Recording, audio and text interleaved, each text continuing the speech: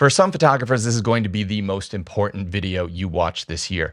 This lens was put into storage 2 years ago. When it was put into storage, the optics were clear, the autofocus worked fine, and this lens still had a reasonable amount of value. The lens now has optics that are damaged beyond repair, and the autofocus doesn't even work. And that's because it was stored in an environment which was conducive to growing fungus. And fungus is something that is in the air, it's all around us, and it's just waiting for an environment that is conducive to growth for it to grow. The person who stored this lens only needed to spend $10 on one of these little sort of meters that tells you your average humidity, your max humidity, and your minimum humidity over a period of time, and they would have known that where they were storing that lens was not going to be suitable. Now, I have a few of these around my house, and I put them wherever I have lenses, $10 to $14, something like that. And it allows me to know if the humidity is at a level that it could be damaging the lens.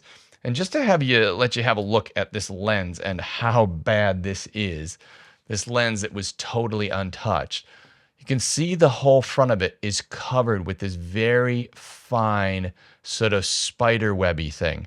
Now, this is different than dust in a lens, which is common and generally doesn't have a significant impact on image quality. This lens went into storage perfectly clear.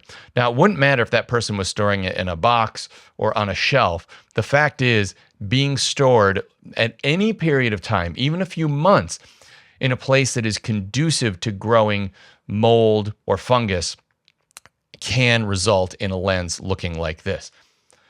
All right, so what do we do to make sure this doesn't happen to us? Well, the first thing we do, what I do, and I have a couple of these. Once again, I'll put the links below for where I got these. I like this one because it actually gives you a maximum and minimum reading over time. So wherever it's been sitting since you put the battery in, it's going to tell you what the max and the minimum reading is. What we need to know, and if I look at mine, it's got a max, it's hit a high of 63 and it's hit a low of 32. But most of the time when I check it, it's around 45 or 50. And we ideally want our humidity in where we're storing our lenses between 35 and 45. That's perfect. If we had full control, that's where we would pick it. As long as it's under 55 or 60, we're probably okay, but we're getting borderline. At 60 and above, we potentially have a problem.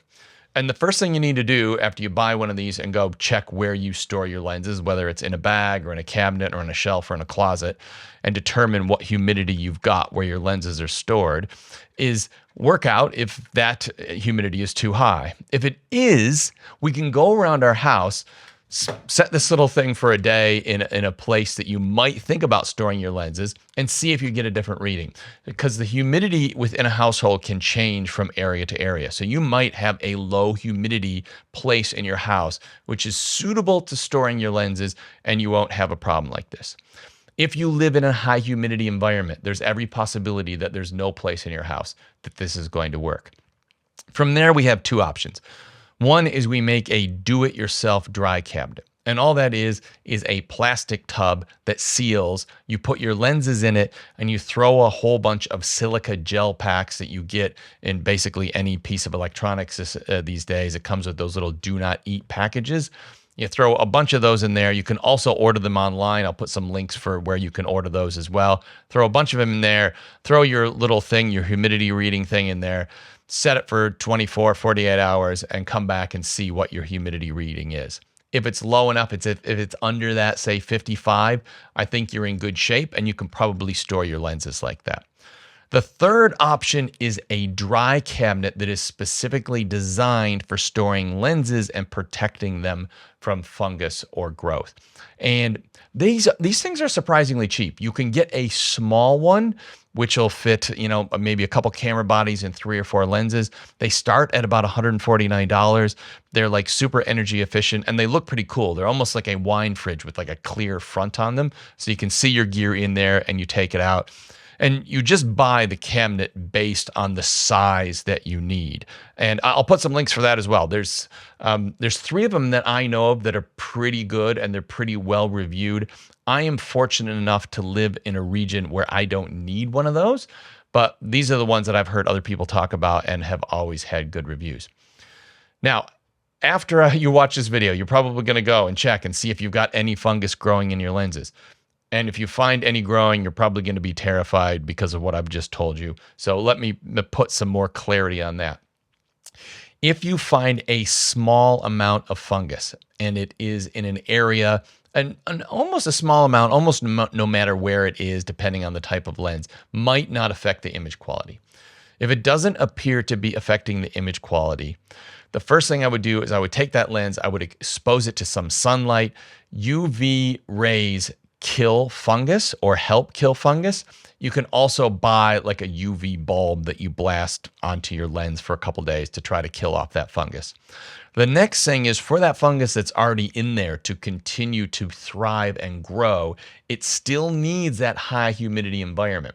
So it's not too late to take that lens, look after it, and store it in a suitable low humidity environment and stop that fungus from going any further. This is particularly important with lenses that are low value and it's not really worth cleaning or repairing them. The next thing you should know is that if it is a small amount of fungus, if it hasn't what's called etched the glass, which means it's actually got in there and damaged the glass or the coatings on the glass, you can get the lens serviced and cleaned, and they can often take that off. And as long as you continue to store it in that low humidity environment, you're going to be absolutely fine. So unless you don't let it get out of control like the guy that owned this lens did, you are probably okay. I know this is a little bit of a bizarre off-the-cuff video, but I kind of thought there's probably people out there that don't know this, and they've got lenses that are being damaged as we speak, or they bought some new gear. They live sort of in the south of the US or near the equator, and they are at risk of having damaged camera gear and lenses, and they've just got no idea unless someone tells them. So hopefully that was helpful. If you've got any further questions, don't hesitate to ask in the comments down below.